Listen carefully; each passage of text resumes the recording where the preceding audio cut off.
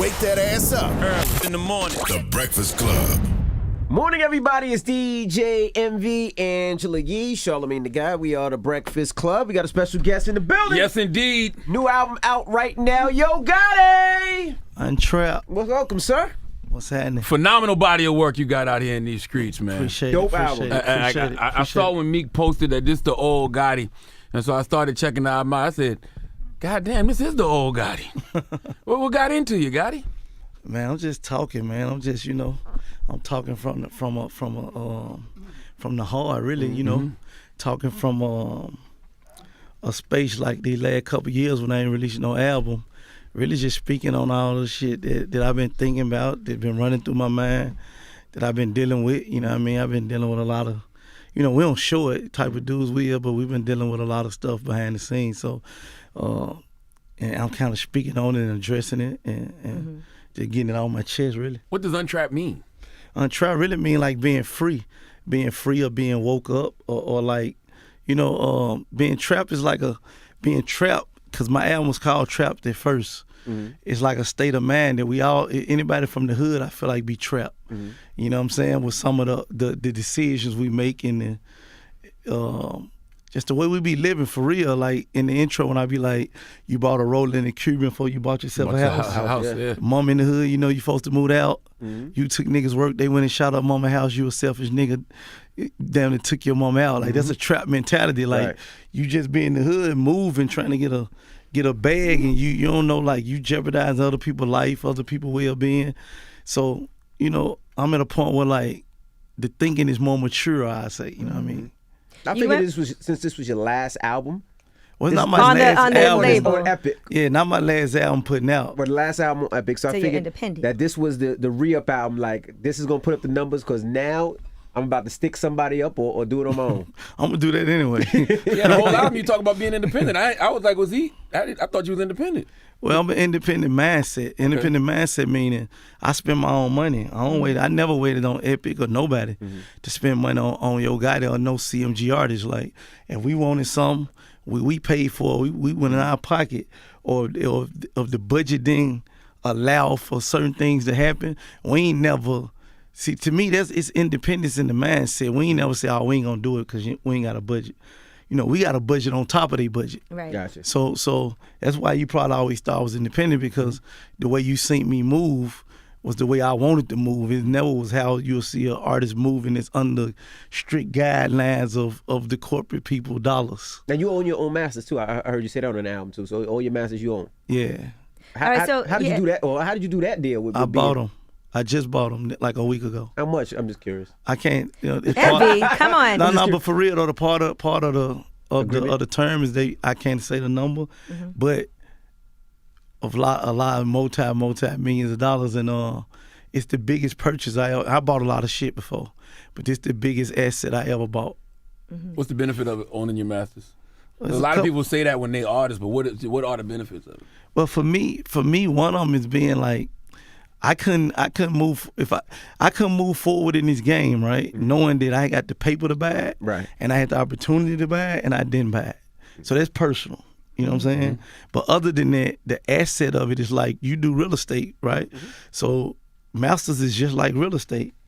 In certain senses, it kick off more money. Music at masters kick off more money than real estate. Than certain houses. When you talk about the money that the catalog generate every year, when you leaving there for your kids or whatever, that's a big number. That's a big asset to own. It's something fucked up. I'm talking about owning, like I own like all the artwork, videos, anything you ever seen me put out.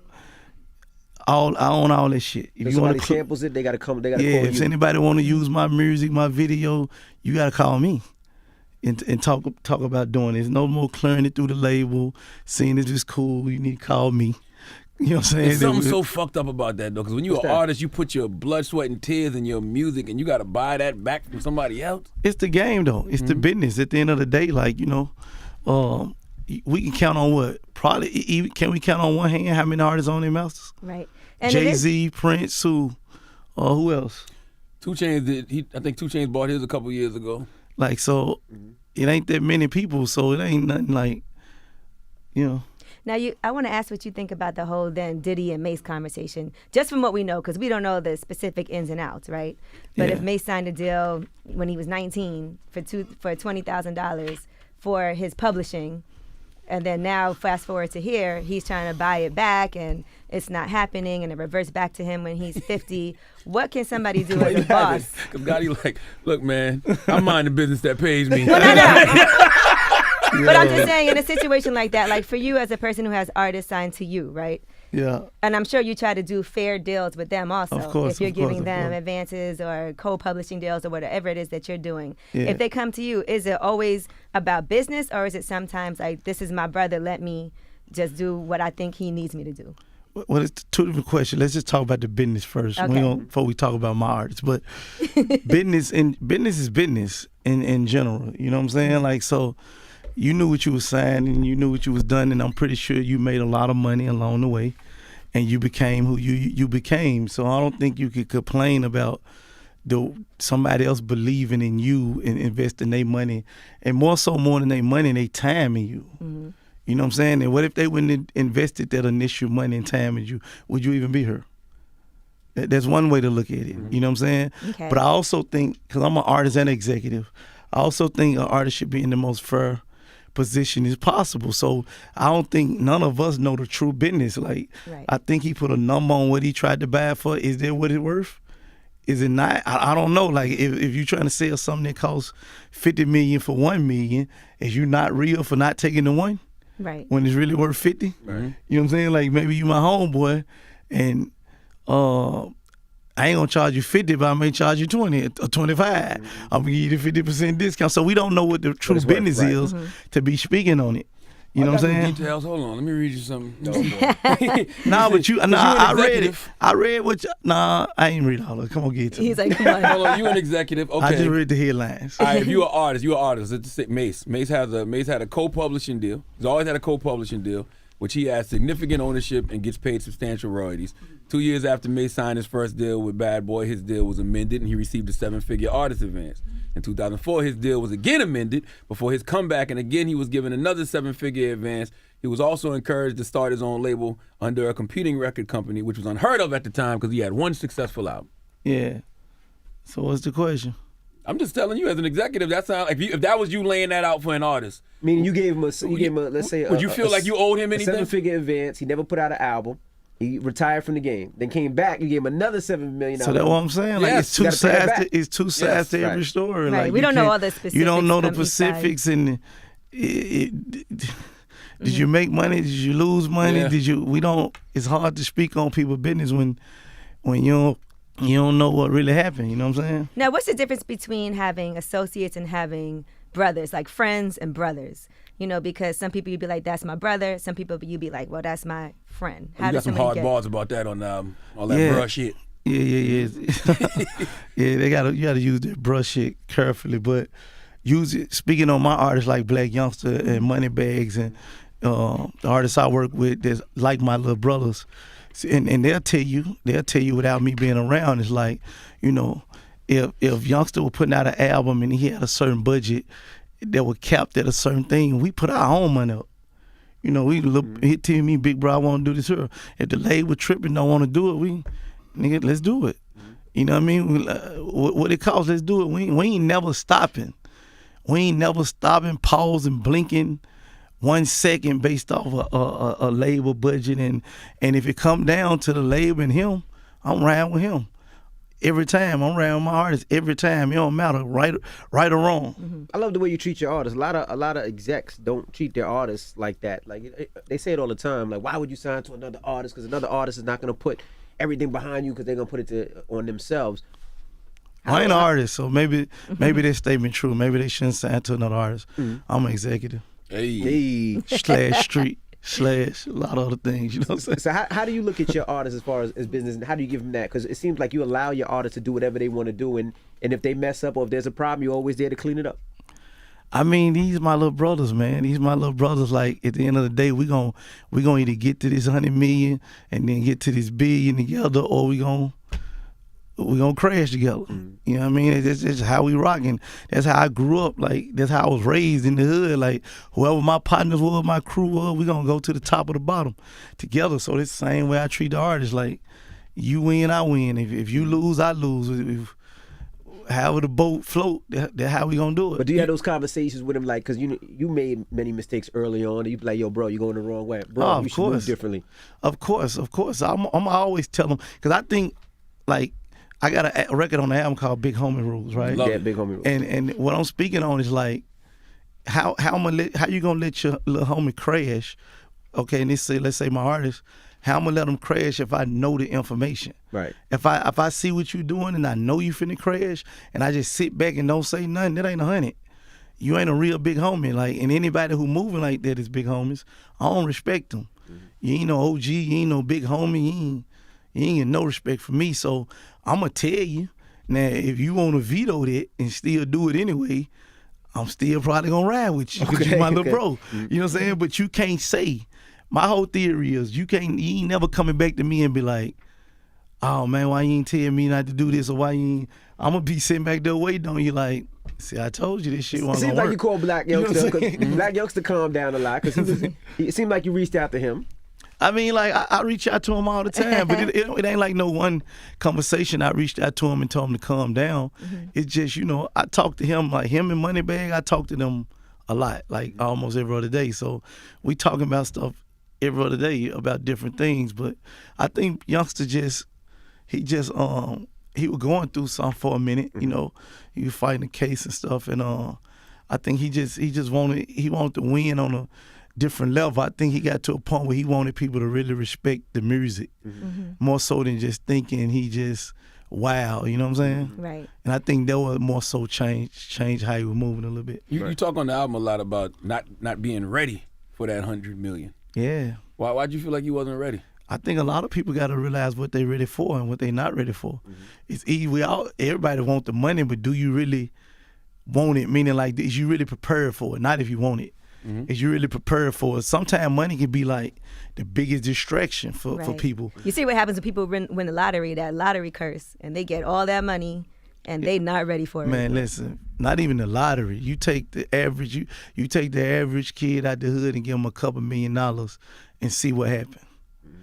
Like, you turn into a monster, a whole nother person. Right. You know what I'm saying? So a lot of people ain't prepared to have the paper. So if you gave me $100 million 10, 15 years ago, you know what I'm saying, when I was super, super active in the street, that was too dangerous. Yeah. You know but now you're ready. You've been a millionaire since 21, so you've been building it up. I've been a millionaire for a long time, but I wasn't ready for that 100. But now I am. What makes somebody a big homie? Because it's not always about age, right?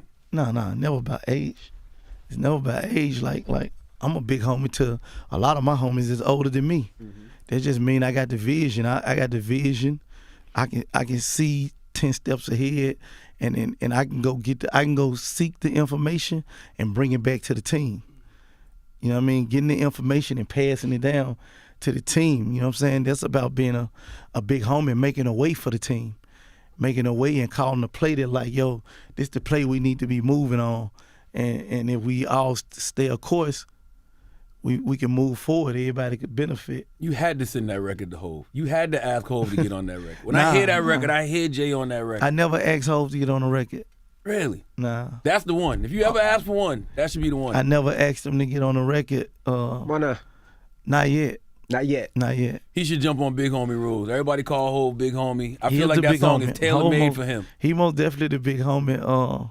I just feel like I ain't had a record yet. When I get the record that I feel is like right for Hov, then I Big Homie Rules is the record for Hov. I'm telling you. Yeah. I mean, Hov most definitely would have killed it. He most definitely would have killed it, but yeah. You still enjoy the game? Because the way that you move around, it seems like when I met you years ago, you the same person. And a lot of times you don't see that in the industry. You still call people, you still take pictures with people, you're still outside the hotels, like hanging out. You still the You same. still don't drink? A little bit. A little bit now? Yeah. When did that start? A little Ace of Spade here. A little Ace of Spade. Okay. Yeah. So do you? What keeps you the same person? Because a lot of people, they make a little money, they sell a lot of records and they change. But you are always the same. I mean, I'd probably change some things, how I move. I'm probably a little more wiser, you know what I'm saying? A little more mature, but just changing in general. Money, I don't think no amount of money would never change me because I've been having money for so long. You know, it's just a ratio of money, right? Like, far as I can remember, since I was 15, 16 years old, I was having hundreds of $1,000s in high school. So, you know, that's not no millions of dollars, but if you put a couple $100,000 in that time of your life in Memphis, it's like having millions of dollars. You know what I'm saying? So money, I don't think money would necessarily change me. The game, and it's always another wave to win in the game. So, and I'm very competitive with winning and growing, whether it's with me or the other artists winning. So I'm just locked in. I'm super focused on the game and just still trying to win. I still don't feel like I'm there yet. You know Did you what I'm saying? graduate high school? Yeah. I graduated high school and I went to college. With hundreds of thousands of dollars, how did you have the focus to stay in school? That's what I'm trying to tell you. My focus is different than the others, than most people. My focus is like, that's one of my strengths. That, you know what I'm saying? Like that I could walk away from certain things. Me and my homies be talking about that, like the willpower of me. That's always been one of my blessings. Even when I was in the street, like I would get somebody to tell me certain number for a certain thing, and I'm like, that shit sound good, but that sound too good to be true. 9 times out of 10, you the police or you finna pull a move on me. So I'm gonna walk away from the play. But that's always been just my willpower, even in, you know how much money I turned down in different record deals and different, when I needed the money. You know, I remember one of my very first deal offers was, I think it was Warner, offered me like $2 million. I ain't even have $2 million. You know what I'm saying? But just the setup and what I seen when I walked through the building at the time, it didn't look like I was gonna win. So I ain't want the $2 million. Intuition. Did you graduate from college? Yeah. No, I ain't graduated from college. Okay. What was your major? I went like a semester, I think. Okay. That's when you guys started getting too much money. You was like, fuck that. Now, speaking I already of, had the paper, but the music really started moving. I started doing a lot of shows, and I'm out of here. speaking of willpower, when is it time for to stop being a hoe? Does that willpower self-proclaimed hoe, Gotti. Does that willpower count when it comes to women? That's one of my weaknesses. You gotta know. Everybody has strengths. Everybody has weaknesses. You have to know. You don't smoke, You have what? to know what they are. That's my drug. That's your drug. Yeah, that's my drug. You ain't never walk away from no pussy? Oh yeah. There's okay. big homie rules. You can't fuck her if one of your friends did. I never done that. Yeah. I never done that. I never played with any of my homie girls. Never flirted with them. Never.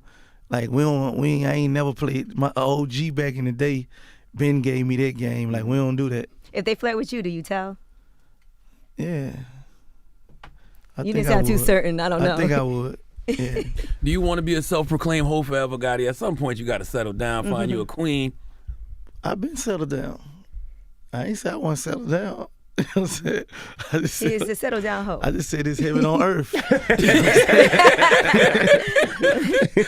does the album move from being trapped to untrapped? So in the beginning, those are like more First song is trap. and then Yeah, the first at song- the end you're untrapped. By Yeah, the the end of first the album? song is Trap, and then the last song is Untrapped.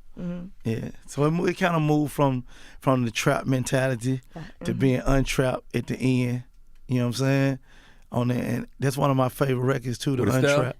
Yeah, with Estelle. Yeah. The Untrapped record, that's one of my. I recorded that record the day after the thing happened with Nipsey too. Yeah, so I was really through with the album. Well, in my head, I was through with the album, and then I woke up and my little homie was playing that beat downstairs, and I walked downstairs, I was like, "What's this?" And I recorded it like right there in the living room, like off the top. And I think a lot of the Nipsey energy was like inspired me to write that record from a more mature level. When you hear people say this is the old Gotti, does that offend you? Nah, Okay. Nah, I mean, because like, to me, I'm the same person. Like, you really don't want the old guy in mindset. You know what I mean? Like, you don't really want me to be on this shit.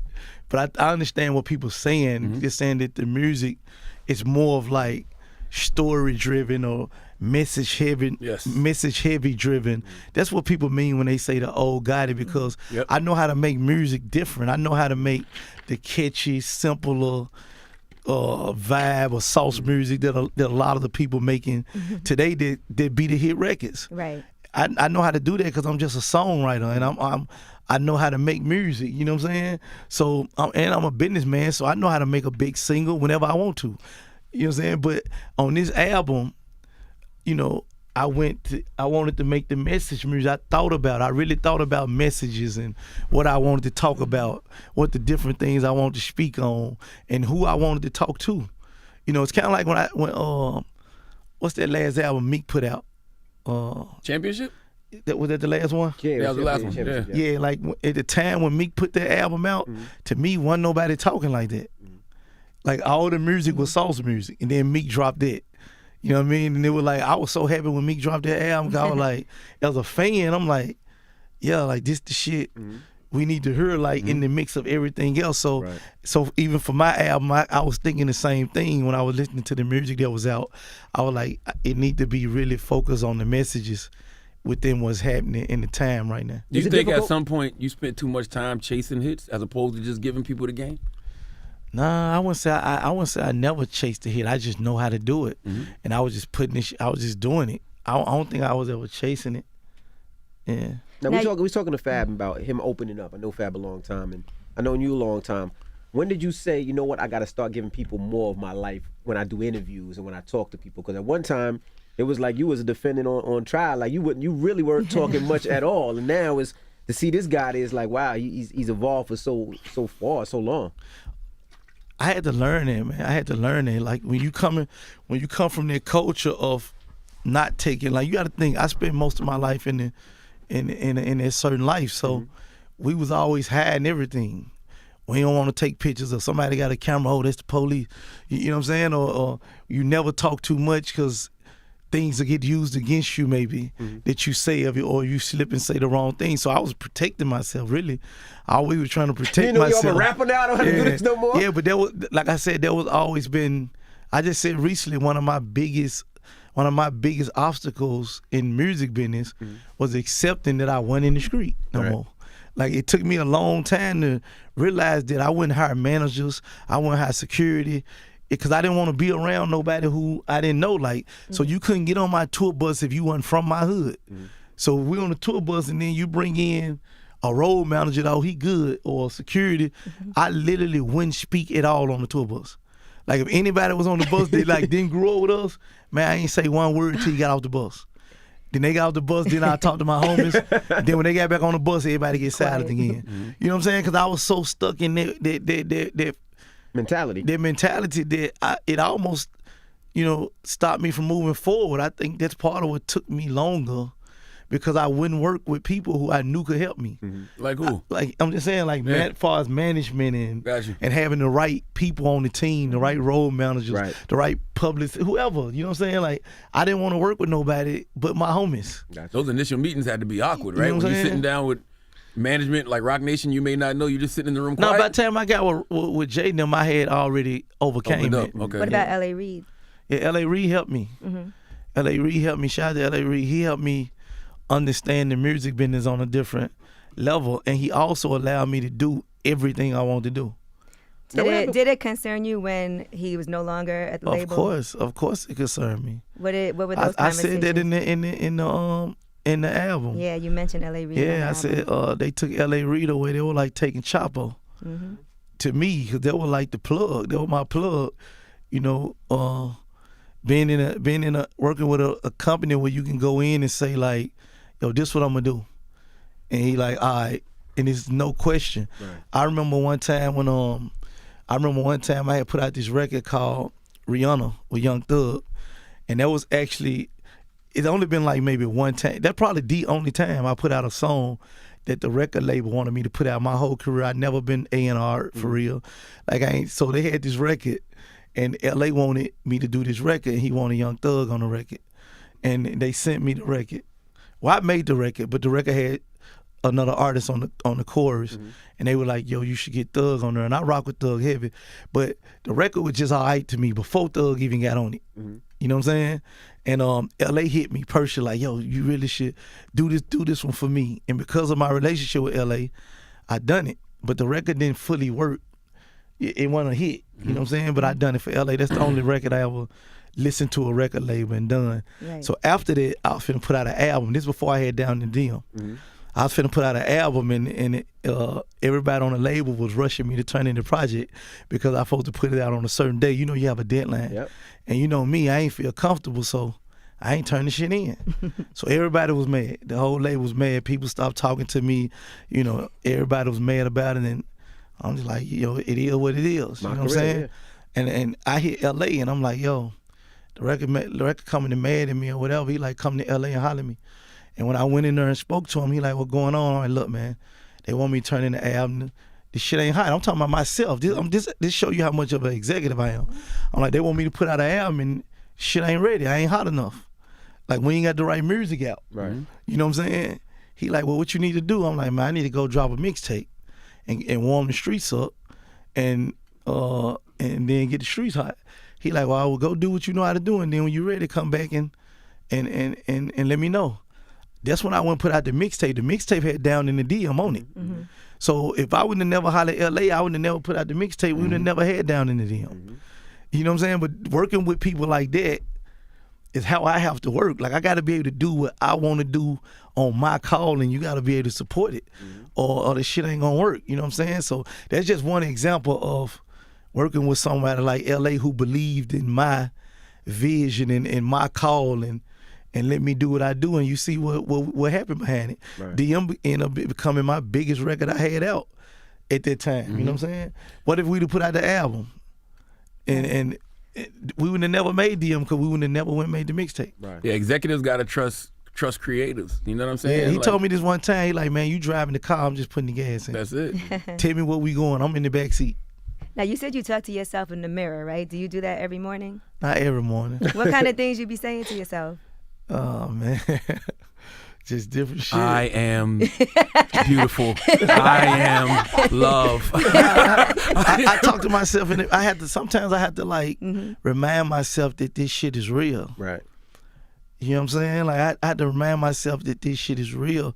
I also, like, sometimes I go out the house in the middle of the night in the street and just look at my house and look at I want to just step back in the street and see the scenery. I do that too, though. I do that too. Cars Yeah. and the houses, Yeah. because, bro, I still feel like You this in the same hood. little kid from Ridgecrest Apartments. So sometimes this shit be unreal to me, like. You know what I'm saying? Like, I can't even, like, I'm just hoping I ain't waking up one day and this shit all a dream. You know what I'm saying? Do you ever look in the mirror and be like, why did I hit that on blackjack and lose that $500,000? Is that one of the things that you say to yourself? And what happened in that situation? Man, I just lunched out for real. They said you had a winning hand. Yeah, I had the winning hand and chips. I supposed to won. Right. You I might had have messed up everything- everybody else's hands. I had too. everything that you needed to win, and I had a the dealer had a bus card if you play blackjack. 6 or 5? Yeah, the dealer had a bus card, and I hit a 12, which I had never hit a 12 ever. No, And now I you got didn't, a 5 I or didn't, 6. I didn't gamble millions of dollars winning and losing it. You know what I'm saying? And I never hit this card before. I hit a 12, and came I out. hit a 12-1. No, a 3, something. An ace came out. So I had already shouldn't have hit hit again. it. Then I hit it again. That would make it super dumb and lunched out. I hit a bus card twice. That's why Jay was like, "Oh, like what you doing? Were you drinking Ace of Spades You know before what I or mean? after that? A little bit both. There you go. You know what I'm saying? So the hand was it was worth a $500,000 hand? Yeah. Well, it's for charity. Does Jay still want to play with you when you go out now? Does he still play with you? You go be like, yo, God, you go on your own table. Nah, they still, every time they see me, they still be like, yo. OG hit me, man, a while after that, just like I'm still thinking about, man, you hit that bus car. Like, yo, what was you thinking? Like, we gotta look, me, him, couple of the guys that like we be gambling with, they be still talking to me about it. Do you get up off the table after that, or do you try to win some back? I actually lost another couple $100,000 the same night. Goodness gracious. Man, I went gamble again after that, later that night, because I was mad. You know what I'm saying? You were like, this can't get any I'm worse. gonna go get the money back. I'm gonna take $250 down here and go get this $500.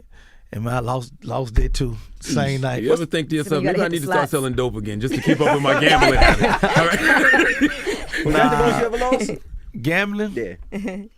And one night, one time, One time. I lost way more money doing other shit though. I took bigger risks other ways. Like what? Just different things. One I can't speak about. Okay, all right, we understand. But other than that, just I spend money all the time. I had different businesses that didn't work, and man, you invest in an artist that don't work. Right. You know what I'm saying? Like, it's a tax write-off. Is it a tax write-off? Which part? The gambling. No. Nah. No. But it's for charity, right? No, the charity, what you donated to charity is a write-off. But the gambling wasn't I thought it was a charity event. Yeah, part of it. Okay. Yeah, but the casino part, the other part is not, like, afterwards. I hear you on this album. You talk about like dealing with depression a lot too. Yeah, a little bit. When did you realize you might be battling with that? Well, I don't know if it's like battling with it, but I feel it. Mm-hmm. You know what I'm saying?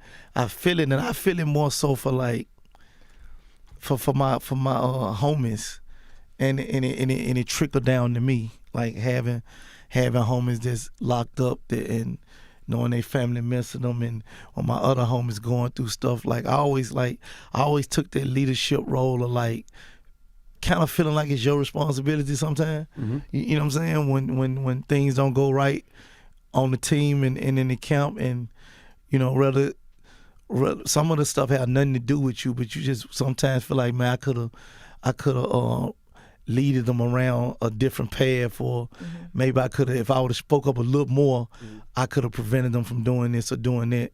So shit like that bothered me. I also just you know, sometimes winning, man, and people change. I had this issue happen with me. I don't want to go too far into it, but like one of my close partners, like real close partners, stole something from me. You know what I'm saying? Like this, like I really love this dude. You know what I'm saying?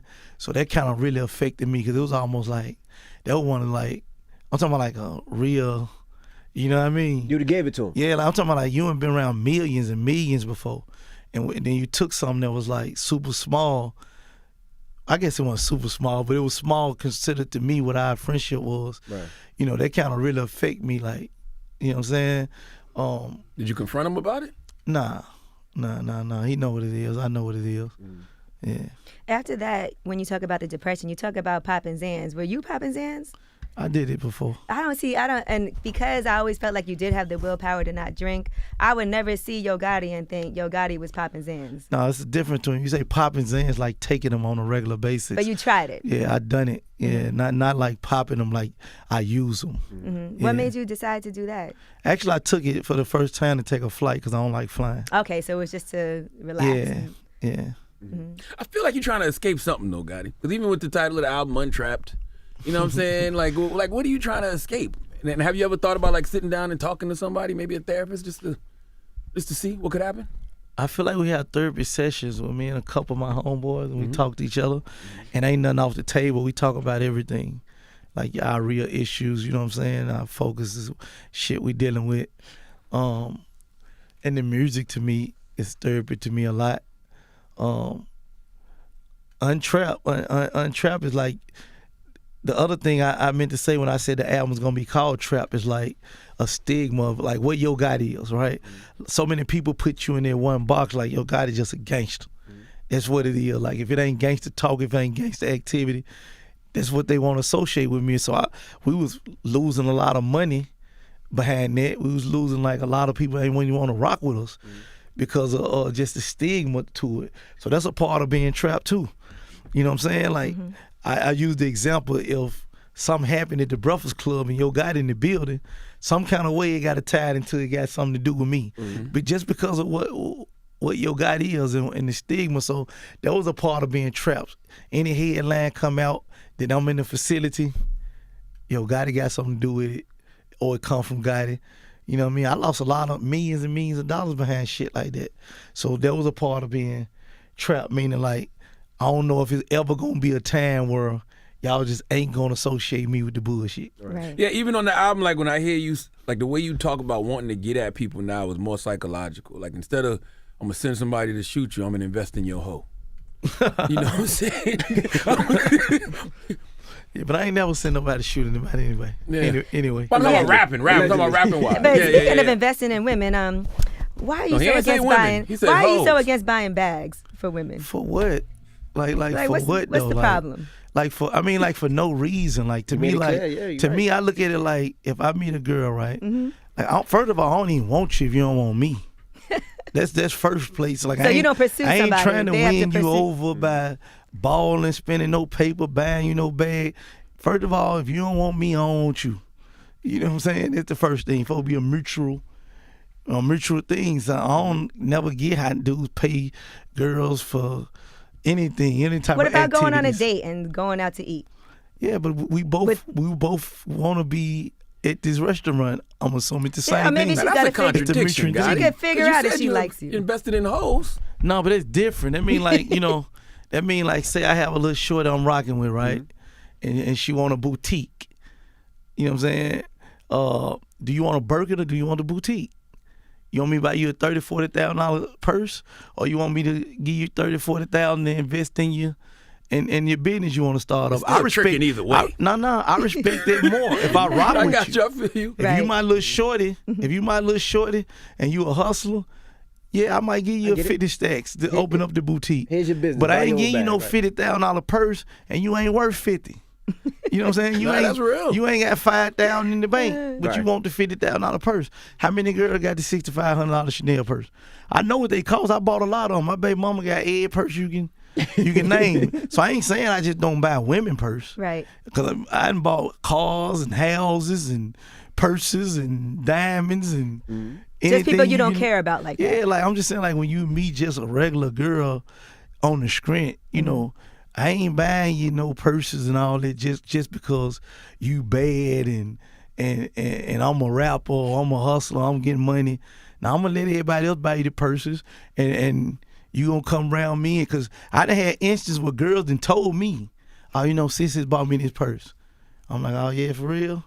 In my head, I'm like, you better keep that motherfucker. You feel me? Because I ain't getting you one. You ain't finna tell the next nigga I bought you. You know what I'm saying? Sisters bought me this and Gotti bought me that one. Nah, that You're ain't basically happening. telling women to think bigger. Because it's stupid as hell if a woman, you buy a woman a $5,000 purse, and then she tell you she behind on rent. You could have Yeah, just used that money to pay your rent. of course. But you know what? Okay, we can't slide by this because you did have one line about your baby mom on the album, right? What I say? Where you talk You about. know, I got two baby mamas too. Okay, well I don't know which one you were discussing, but you said something like you would pay for everything, but she doesn't appreciate. I can't remember exactly what it I was. said how? What I say on there? I'm trying to remember the exact line. How my baby mama don't like me when I support you. She don't like you, Yeah, you know what I mean? Like, you know, they always mad at you. You know but what maybe I'm it's more saying? about the time, not really you paying for taking care of things. But look, what we gonna do? We gonna eat peanuts and steak. Like, what we gonna? I gotta get out here and hustle.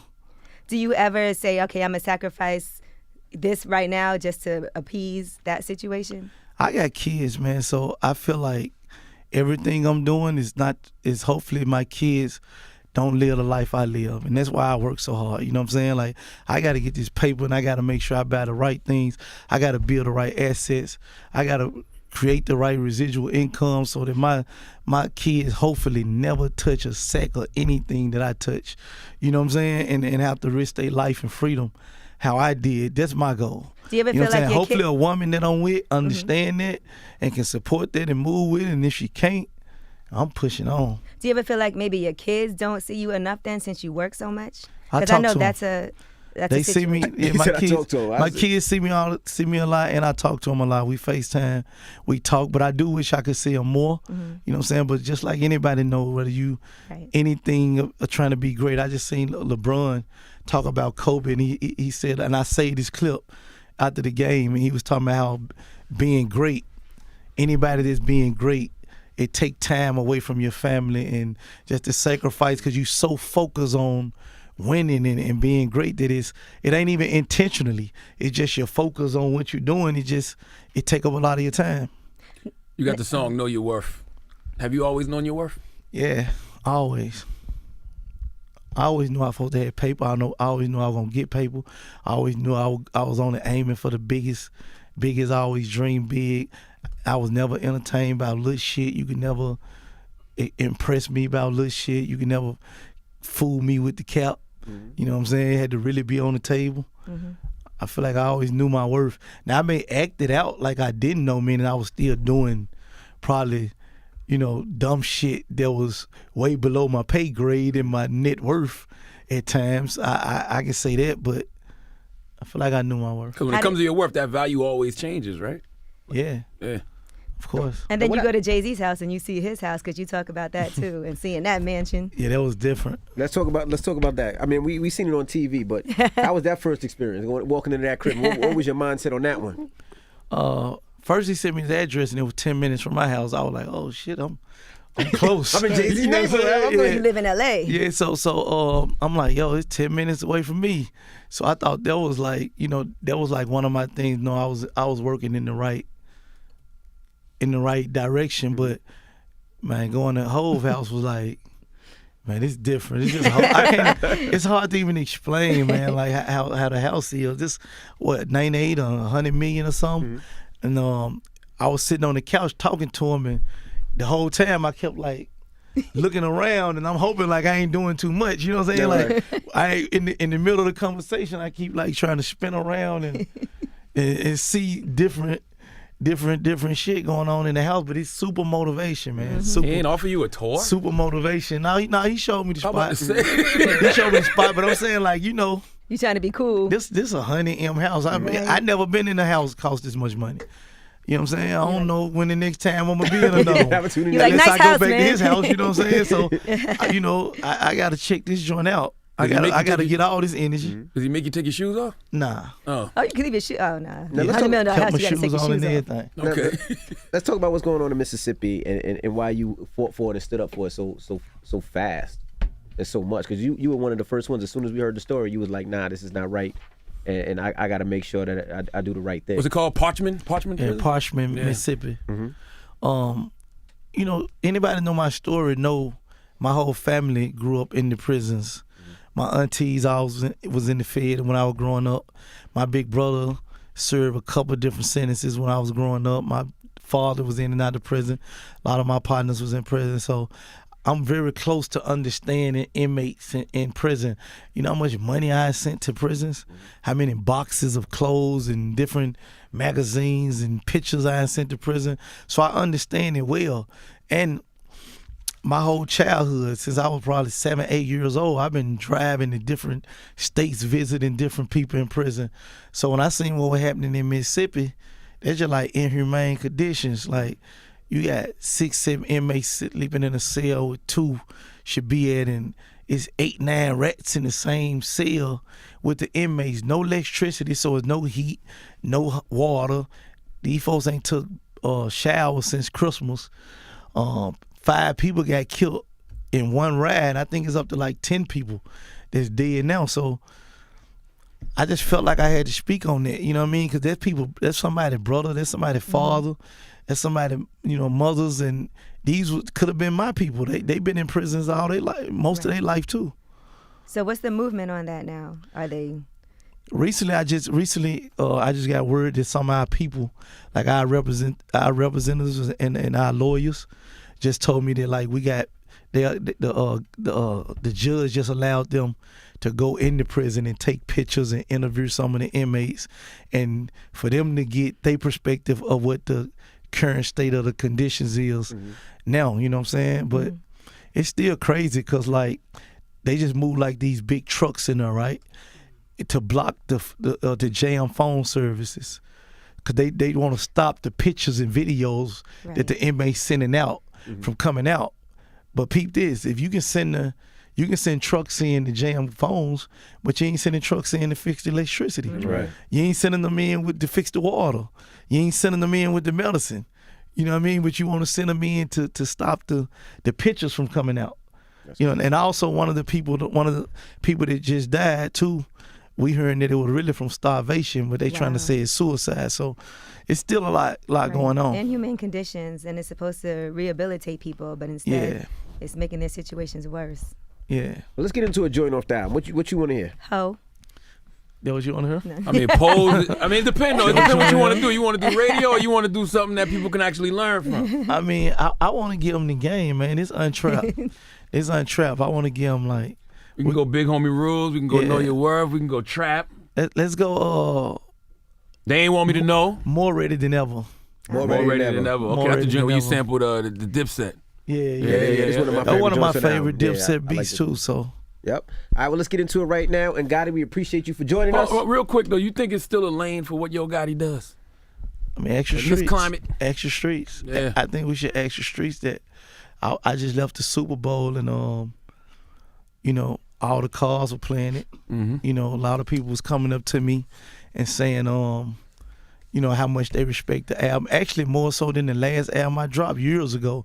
I feel like I'm getting better feedback on the music, on this music than then. I even seen you post it. Absolutely. And I barely ever see you like anybody shit. You know what I'm saying? Cause I like when people be talking about something. Yeah, and but you- I barely ain't never post none of my other shit. You know what I'm saying? So obviously, I think it's somewhere for the music. Absolutely. I think it's a space for the music. Plus, we gotta speaking on it, right? I ain't dropped the album. What it was, 2 or 3? I thought it was 2 years, years. right? But my and a homie half. just 2017. my homie just reminded me that it's damn near 3, right? So let's put it in perspective like this. If you take away maybe 5 artists, maybe what? If you take away Hove, Drake, Kendrick, J. Cole, maybe Wayne, maybe y'all know a few more. But other than that, if you take any of these artists away, right? These are artists that probably it's only a handful of artists could not drop an album in 3 years. If you take any of the artists that's out now, you can name the hottest ones. It's 2020, right? And let's say any of the hottest artists that's out now, they the lit ones, and they don't drop to 2023. What you think gonna happen? Cole. It's over with. Yeah. Absolutely. It's over with. So to me, when we talking about, me and my homie was having this conversation of what my expectations is. To me, niggas fucking with the music, we already won because we dropped 3 years later. It's like we dropped 6 months ago. Everybody listening to the music, everybody accepting the music, everybody rocking with it. And I honestly believe that, like, if anybody else is popping in 2020 right now, don't drop to 2023, it's no discussion.